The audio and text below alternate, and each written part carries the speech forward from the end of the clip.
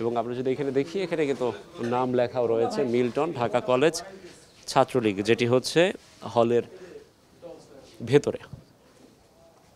এখানে একটা পরিবর্তন আমরা দেখতে পাই, সেটি হচ্ছে এখানে যেহেতু এই দেয়ালেই কিন্তু আমরা দেখতে পাচ্ছি লেখা হচ্ছে মিল্টন ঢাকা কলেজ ছাত্রলীগ।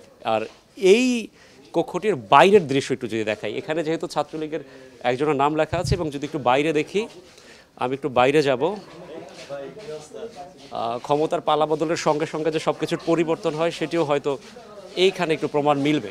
আমরা একটু যে কক্ষটির তালা ভেঙে ভেতরে ঢুকেছিলাম সেই কক্ষটির বাইরের একটু দৃশ্য দেখাই। ঠিক এইখানে আমরা দেখতে পাচ্ছি লেখা হচ্ছে ছাত্রদল 205, এবং